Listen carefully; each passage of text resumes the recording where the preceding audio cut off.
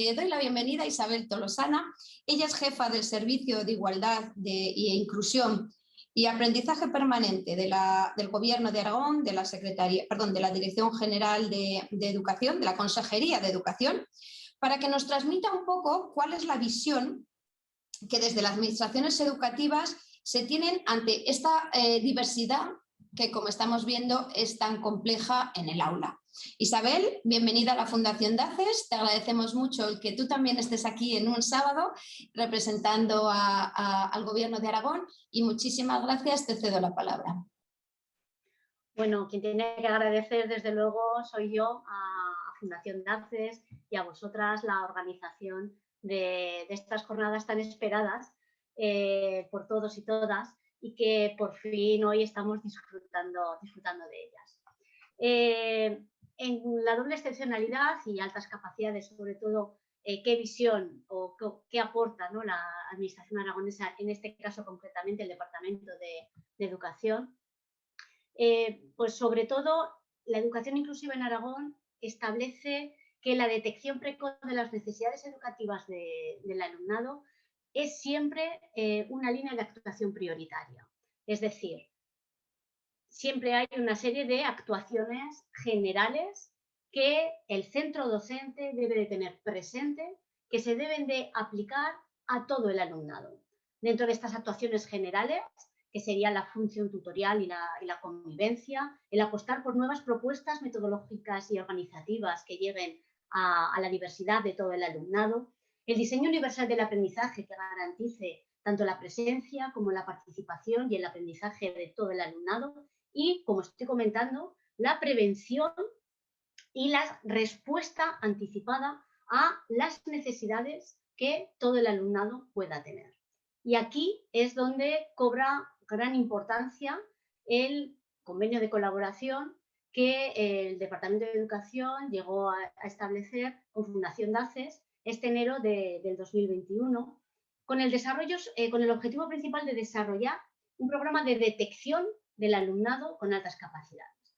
Y la imagen del iceberg que se utiliza pues, desde los conflictos para convivencia o esta mañana que hemos visto también, ¿no?, que la hemos utilizado también aquí para la firma del convenio. Yo creo que el iceberg es esa firma del de enero del 2021, pero que realmente debajo igual no se ha visto, no se ha hecho público, pero que hay pues años, yo diría que ya en plural, de trabajo, de ponernos en contacto con la Fundación, de que ellas nos presentaran todas sus inquietudes, ese proyecto tan innovador y que además aportaba como un aire nuevo de cómo enfocar este trabajo. De no solo centrarnos en la intervención relacionada con el rendimiento académico alto, con esa capacidad intelectual alta que muchas veces, ¿no?, con estos mitos que se tienen erróneos asociado a una alta capacidad intelectual en cuanto a CI, sino que esa manera de abordar de una manera integral al alumnado, ¿no?, en cuanto, bueno, pues a liderazgo, a tema emocional, esa hipersensibilidad, es decir, no centrado únicamente en el tema cognitivo, sino en todas las esferas. Y ese enfoque era el que desde que en el Departamento de Educación se presentó, vimos que era por donde queríamos ir, que encajaba perfectamente con la sensibilidad y con la intención que el departamento tenía en cuanto a la diversidad del alumnado en general y en este caso en particular con el alumnado de altas capacidades. Como os he comentado, ese era el iceberg, ¿no?, lo que hemos visto ahora, que salía en prensa, la firma por fin del convenio, pero el año pasado ya comenzamos con un trabajo que era un poco lo que quería comentar aquí, que se ha nombrado además esta mañana en diversas ocasiones, y era el tener un plan autonómico, es decir, hacer una experiencia piloto, que si nuestras hipótesis, tanto de Fundación DACES como del departamento, era la que creíamos que iba a ser, el poderlo generalizar y que fuera utilizado y llevado a cabo en todos los centros educativos de la comunidad autónoma. Esta experiencia piloto consistía en aplicar la escala de detección EDRAC, que no voy a contar nada, puesto que es después cuando nos van a contar en qué consiste, pero era el aplicar esta escala de detección como un screening inicial, ¿no?, el aprender a mirar al alumno desde esa perspectiva, ¿no?, que a veces ya digo que el docente se tiene que poner gafas pues ya progresivas de saber mirar muchas cosas, ¿no? Porque en el caso de altas capacidades hay una serie de indicadores fundamentales que el docente puede observar en el aula, pero tiene que aprender a observar, ¿no? Esos indicadores, y además de otras cosas. Entonces, bueno, pues como era una experiencia piloto, se decidió que esta formación iba a ir dirigida a todos los tutores y tutoras de primero de primaria de una selección de centros que habíamos realizado porque esos centros tenían implantado desde hacía bastantes años el programa de desarrollo de capacidades y que por lo tanto ya nos decía que eran centros con una especial sensibilidad a trabajar y a detectar este tipo de alumnado. ¿Qué se hizo antes de que ya los tutores fueran a aplicar, a formarse y poder aplicar esta detección? Evidentemente, para poder trabajar todos a una, ¿no? Remando en la misma dirección, previamente hubo un trabajo tanto de información y sensibilización, por un lado, a las direcciones de los centros educativos. Los equipos directivos son quienes lideran el 100% de todos los programas y acciones de un centro. Por lo tanto, el que el equipo directivo esté implicado, esté convencido, esté sensibilizado, supone ya un 80% de éxito de que eso se va a llevar a cabo y va a estar respaldado por el equipo directivo y, por lo tanto, por gran parte luego del claustro, porque son quienes lideran el proyecto educativo del centro. Y luego hay una serie de redes de asesoramiento en el sistema educativo que son fundamentales, que siempre están detrás para impulsar. Una es inspección educativa. Evidentemente, inspección tiene una gran labor de asesoramiento.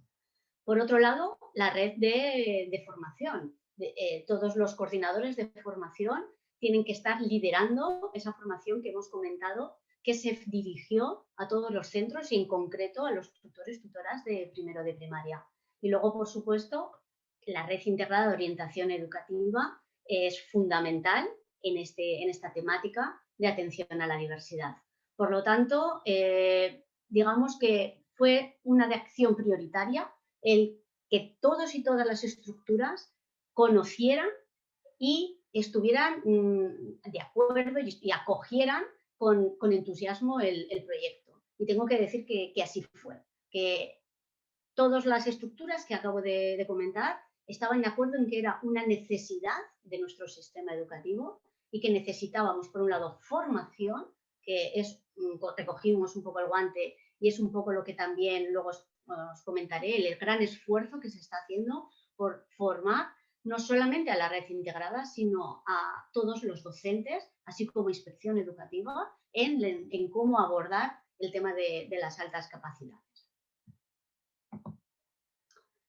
Este proyecto, que estábamos, bueno, pues de verdad que muy, muy ilusionados, tenía una primera fase, como os he comentado, que era de formación, dirigida a, como os he dicho, a los tutores y tutoras de primero de primaria, y esta formación la realizaron profesionales de Fundación DACES que conocían de primera mano la herramienta y que además conocen perfectamente y son quienes son expertos, ¿no? en poder dar esos contenidos que, como veis, os plasmo aquí, en qué consistía esta formación, ¿no? En qué entendemos por altas capacidades. Es importante empezar a romper esos mitos que en muchas ocasiones hacen que no miremos adecuadamente al alumnado y que pasen desapercibidos muchos alumnos y alumnas porque no contrastan con la idea preconcebida que tenemos del alumnado de alta capacidad. Y sobre todo, bueno, pues centrarnos en estos mitos y prejuicios y el cómo abordar la detección mediante la herramienta de escala de detección de retos para altas capacidades. Para ello, tened en cuenta que en un centro puede haber 3 tutores, si hay 3 vías, había tres tutores de primaria y por lo tanto se hizo el esfuerzo de hacer 3 sesiones diferenciadas, por lo menos en Zaragoza, otra en Huesca y otra en Teruel para los centros de cada provincia, pero aún así los de Huesca y Teruel, a pesar de tener únicamente un día, se podían conectar a sesiones de Zaragoza para que todos los tutores y tutoras recibieran la formación. Se hizo este esfuerzo porque evidentemente un día no puede, era una formación institucional Por lo tanto, es una formación en horario de mañana y era obligada para todos los centros que estaban seleccionados, aunque no hubo que obligar mucho porque realmente todos los centros tuvieron una alta participación. Y se hizo de esta manera para que en un centro educativo no hubiera de buenas a primeras 3 tutores a la vez que no estaban dando clase y que se estaban formando, ¿no? Entonces, con esto quiero decir que hubo una gran planificación y un esfuerzo muy importante para que todos y todas recibieran adecuadamente esta formación.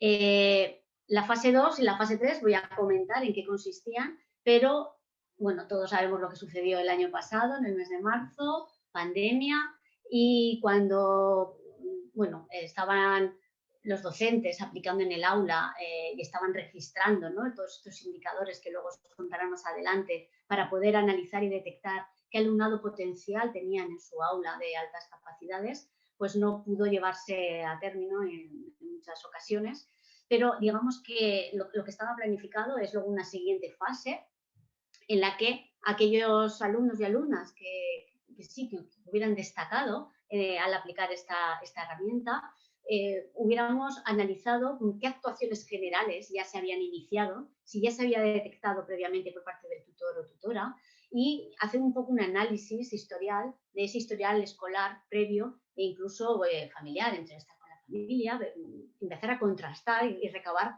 mayor información. Y en último término, si realmente procedía, se había visto que se estaban aplicando actuaciones generales y que no estaban siendo suficientes, pues derivar, si procediera el caso, a una evaluación psicopedagógica, derivando la solicitud a la red integrada de orientación. La siguiente fase era analizar un poco, bueno, pues todo esto, ¿no? E intentar crear un grupo de trabajo técnico, de una guía que ayudará a la detección y a esta atención educativa para, sobre todo, empezar a generalizar y que esta experiencia piloto, que esperábamos en nuestra hipótesis de trabajo que realmente iba a funcionar y que íbamos a poder detectar adecuadamente al alumnado, pues empezar poco a poco a generalizar e ir aumentando las experiencias y que fuera en todos los centros donde se llevara a cabo.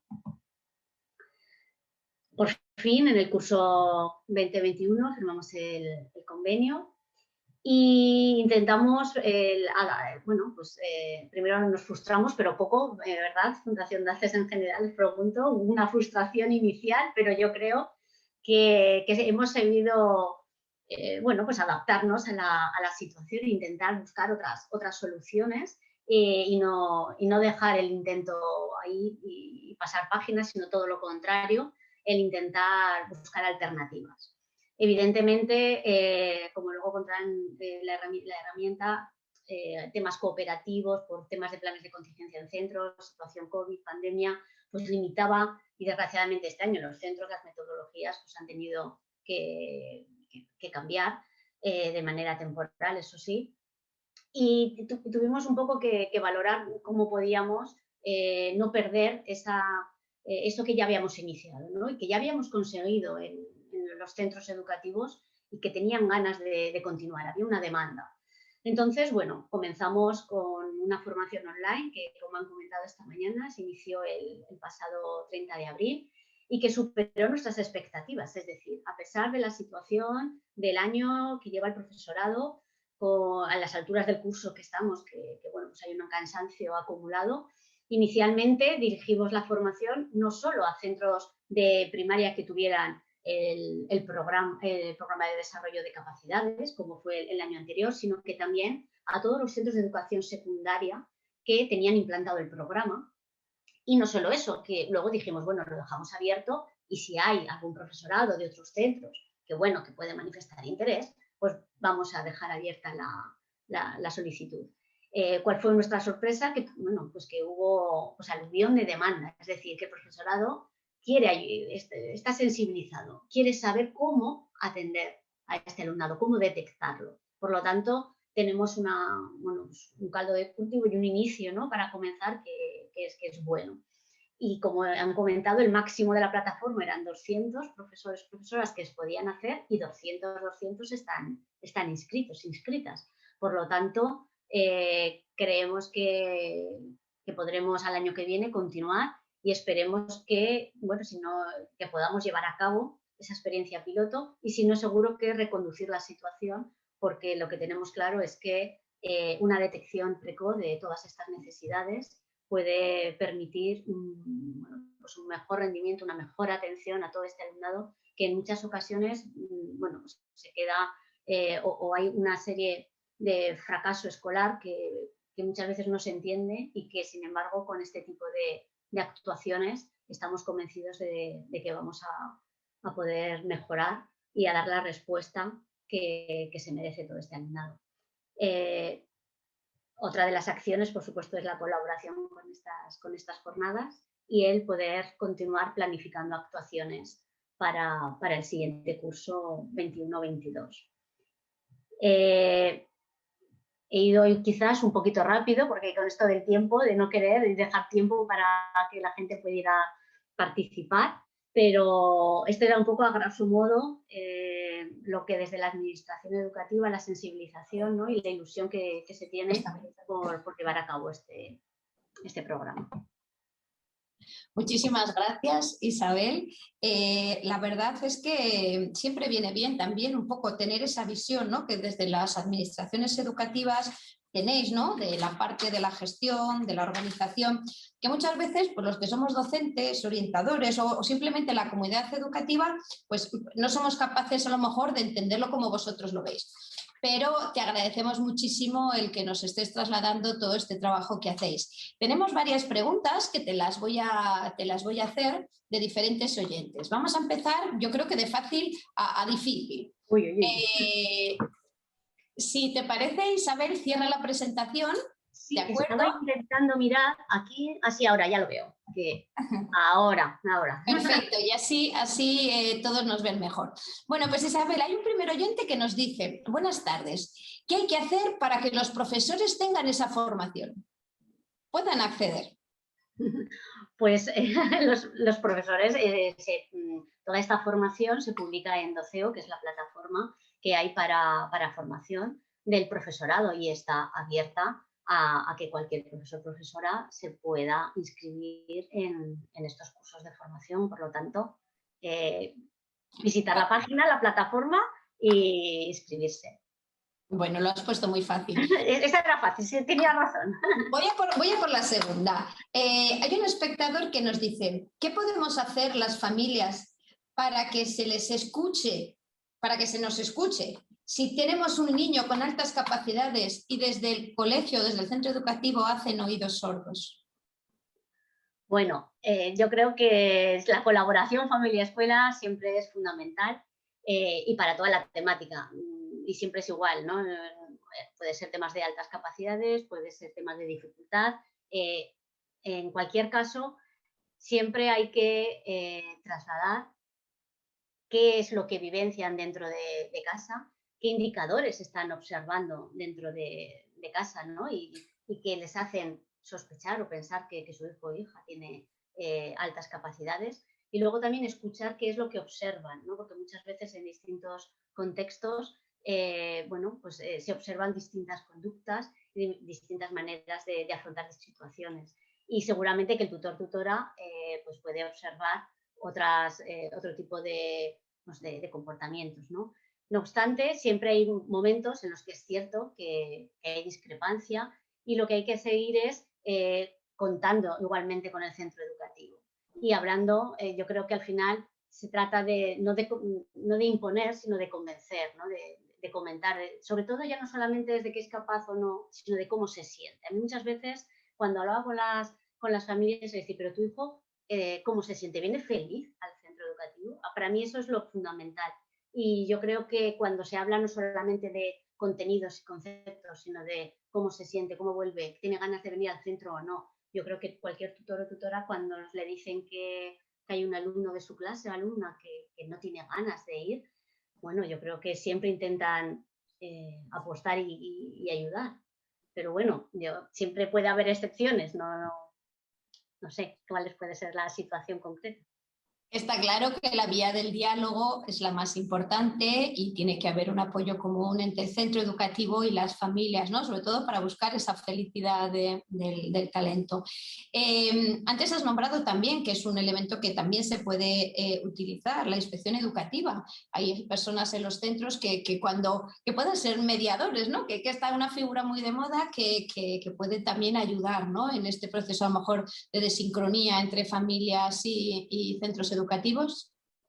Sí, por supuesto, quiero decir, a ver, el primer paso siempre es el tutor, tutora, profesor, profesora de clase.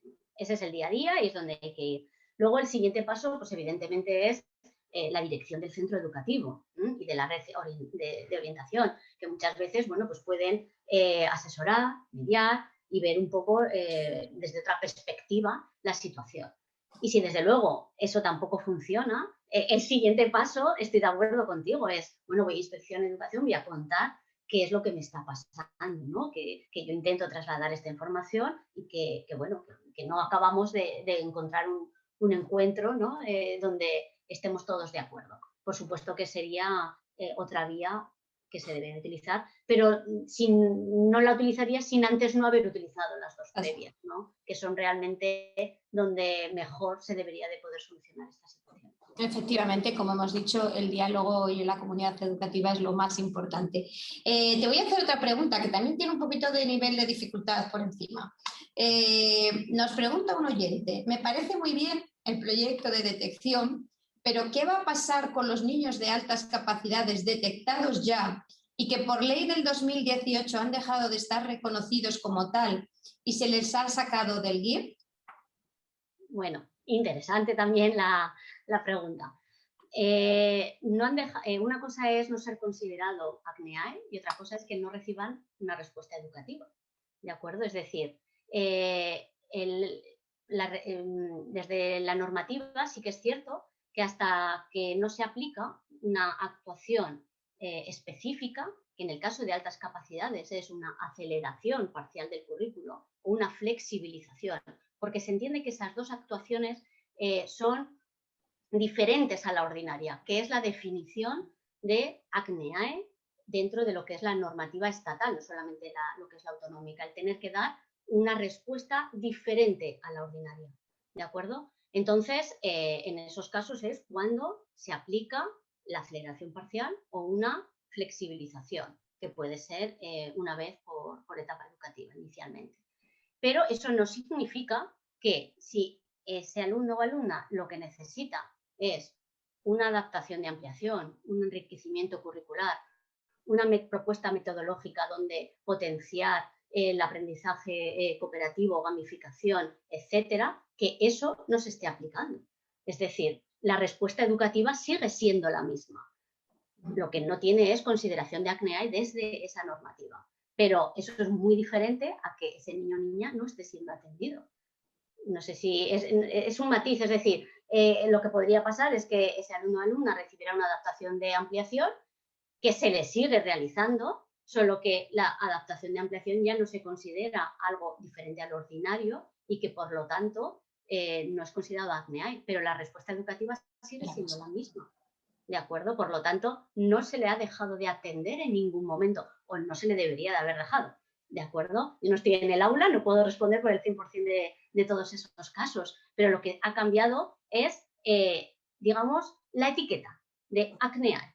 Eso sí que es lo que ha podido cambiar, pero no la respuesta educativa y mucho menos la atención.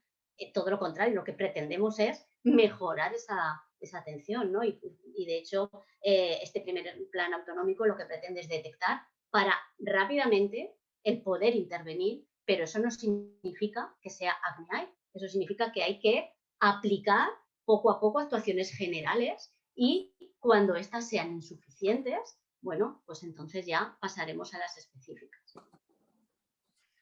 Muy bien, muchísimas gracias, Isabel. Tenemos otras preguntas, pero ocurre un poco como por la mañana, son como casos muy concretos que a lo mejor es más fácil que las ponentes de la mañana o que te las enviemos a ti y les podamos dar respuesta personal a cada uno de los oyentes que nos las ha hecho. Por lo tanto, muchísimas gracias por estar aquí, por dedicarnos a la Fundación DACES este tiempo de sábado y cualquier cosa estamos a tu disposición. Gracias, Isabel. De nada, muchas gracias a vosotras. Hasta luego.